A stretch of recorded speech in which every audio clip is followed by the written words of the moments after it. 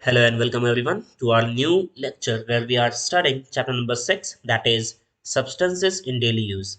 In our previous lecture we have gone through the concept that is natural substances and man-made substances. Okay, so we know about natural substance and man-made substance. Okay, we know its definition and we know the classification of natural substances. So natural substances are classified as abiotic substance and biotic substance. Okay, so abiotic substances are those substances which we get naturally but from the non-living things. Okay, whereas biotic substances are those substances which we get from living things, okay, like plants and animals. Okay, so we get wool, leather, okay, and all other substances from the animals, and we get cotton, wood, leaves, fruits, all this type of substances from plants. Okay, now glass can be made from sand and calcium carbonate. Okay, so we make glass, okay, from sand and calcium carbonate. So CaCO3, okay, this is CaCO3, okay, calcium carbonate. So by using calcium carbonate and sand, we make this particular substance which is glass. Okay. However, sand and calcium carbonate cannot be obtained again from glass. Once using this sand and calcium carbonate, okay, to make glass, you cannot retain these substances, that is sand and calcium carbonate again. Okay, so once you have used these substances to make this object which is glass, okay, you cannot get these substances again from the same glass. Okay, एक बार आप लोगों ने glass बना दिया sand और calcium carbonate से, तो आप वापस उस ग्लास से सैंड और कैल्शियम कार्बोनेट नहीं निकाल सकते, मतलब आपको सैंड और कैल्शियम कार्बोनेट नहीं मिलेगा उससे. Okay, you must have observed green chilies or tomatoes turning red after some time. Have you ever seen or heard of red tomatoes becoming green again? No. Okay, so we know that raw chilies or raw tomato, okay, they turns red. Okay, they turn red once they are completely ripened. Okay, एक बार हमें मालूम है कि जो green chillies होती है, okay, मिर्ची है या फिर टमाटर है, जो भी है फूड प्रोडक्ट, ओके, एक बार वो पक गया, मतलब क्या, एक बार वो राइप हो गया तो वापस वो रॉ नहीं होता, मतलब लाल टमाटर फिर से ग्रीन नहीं होने वाला है, वो लाल है तो लाल ही रहेगा. ओके, इसका मतलब क्या है कि जो चेंज हुआ है सब पर्टिकुलर सब्सटेंस में या फिर ऑब्जेक्ट में, वो क्या है, परमानेंट चेंज है.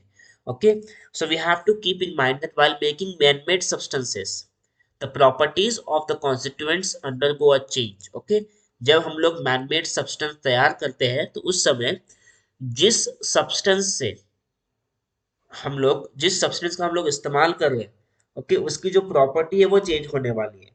Okay, and this change in chemical reactions, and these changes in the properties are permanent, that is the original constituent substances cannot be obtained again from the new substances. Such changes are called irreversible changes. Okay,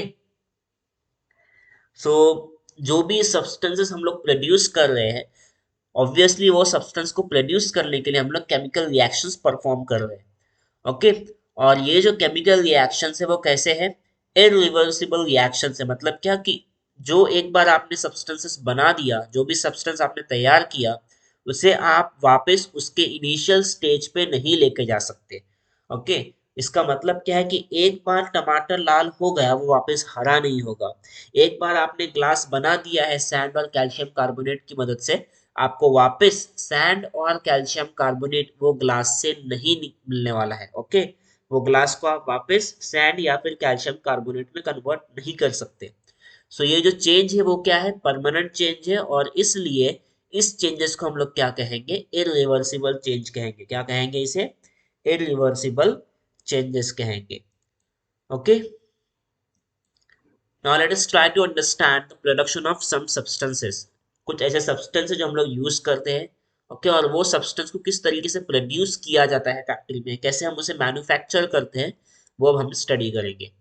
okay, so one of the important substance that is rubber. Okay, rubber हम सबको मालूम है. Rubber is of two types, natural and artificial rubber. So हमें nature से भी rubber मिलता है. Okay, और हम उसी रबर को वल्कनाइज करते हैं, उसके ऊपर हम लोग कुछ पर्टिकुलर रिएक्शंस परफॉर्म करते हैं और फिर हम उसे आर्टिफिशियल रबर में कन्वर्ट करते हैं. ओके, सो रबर ट्री से हमें नेचुरल रबर मिलेगा और उसी रबर को हम लोग प्रोसेस करते हैं और फिर हमें आर्टिफिशियल रबर मिलता है. देखो, natural rubber is obtained from the gum और sap of trees. Okay, we get the natural rubber from the gum और sap of trees. Okay, this sap is called latex. What it is called? It is called as latex. So the sap of the tree from where we get the natural rubber, it is called as latex. Okay, rubber has a peculiar odor and it is white in color. Okay, some kind of odor is there. Okay, that is smell is there in the rubber, and the color of the rubber is white. Okay, what is the initial color of the natural rubber? It is white. Okay, now the process by which we convert the natural rubber into an artificial rubber is called as vulcanization of rubber. What it is called? It is called as vulcanization of rubber. Okay, a very important process, okay, to prepare artificial rubbers. In this process, rubber is heated with sulfur for 3 to 4 hours. Okay, so we heat natural rubber along with the sulfur molecules, okay, for almost 3 to 4 hours to give hardness to the rubber. Now the sulfur is mixed in it. Okay, why do we heat the natural rubber in presence of sulfur? The reason behind it is that it is going to increase the hardness of the rubber. So natural rubber is not that much hard. Okay, it is not that much strong. So to increase the strength, to increase the hardness of the rubber, we heat it along with the sulfur. Okay, for almost 3 to 4 hours.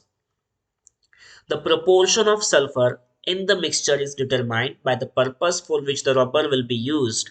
Okay, so how much sulfur has to be used in this process? Okay, it is completely dependent on the use of the rubber. Okay, the purpose of the rubber. Suppose if we want a rubber in a particular area or in a particular instrument where the strength or durability is important, so in that case we are going to introduce more amount of sulfur and we are going to heat it for a longer period. Okay, so as to increase the hardness to a particular extent which is suitable. But if we want to use a rubber for a domestic purpose or wherein the strength is not an issue, in that case we can use less amount of sulfur and we can heat the rubber for less time also. Now, erasers, rubber balls, rubber toys all have varying proportions of sulfur in them. Okay, so all these substances, that is erasers, rubber balls, okay, then rubber toys, all they are made from rubber. Okay, natural rubber. Okay, in the rubber bands the proportion of sulfur is very much small. Okay, so we know that rubber band, it is very much elastic in nature. Okay, so we can stretch the rubber band to a greater extent, so that means the hardness of the rubber band is less. Okay, so as the hardness of the rubber band is less, that means the sulfur which is used in the rubber band is a very less in proportion. Okay,